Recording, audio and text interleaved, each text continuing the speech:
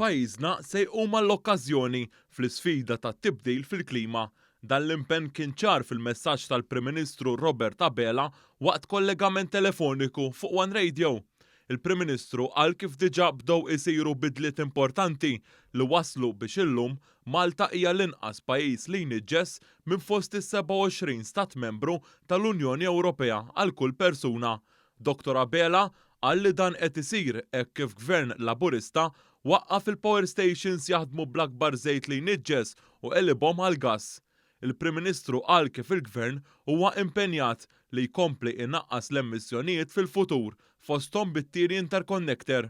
Jien nemmen anzi konvint li fit-tibdil fil-klima bħala pajjiż irridu naħdmu ħafna bħala tim. U min huma dan it-tim?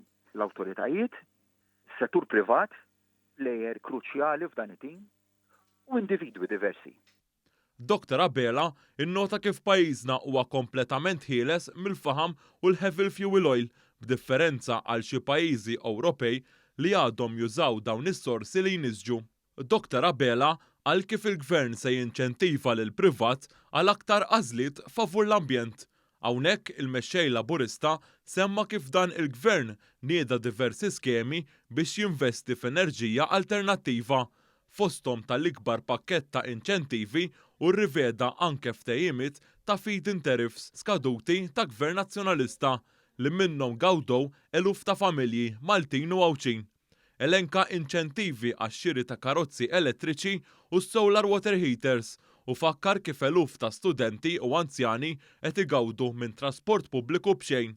Hawnhekk semma wkoll kif għaddej ix-xogħol sabiex it-trasport pubbliku ikollu flotta li taħdem bl-elettriku. Fil-waqt li nieħdu dawn l-inizjattivi kollha, hemm mbagħad kontinwament għażliet li wieħed irid jagħmel. Irridu naraw li nilħqu dal-miri ambjentali li għandna stabbiliti wkoll anke biqbil fuq livell Ewropew, fil-waqt iżda li iżżomm għajnejk quddiem għajnejk punt importanti ħafna li ma timpatax negattivament lil popla li inti vera tista' ilħaq it-targets ambjentali tiegħek imma tista' tagħmlu dan billi timponi pis finanzjarju fuq il-poplu tagħna u dan aħna ma rridux. Il-Prim Ministru tenna kif ma dan il-Gvern taf fejn qiegħed b'differenza għall-Oppożizzjoni li ħsiebha biss biex tbieħ narattiva li meta kienet fil-Gvern kollox kien għaddej sew u titkellem ħafna mingħajr ma tippreżenta l-ebda proposti. Il-Prim Ministru qal li l-Partit Nazzjonalista mhux kredibbli meta jitkellem dwar l-ambjent.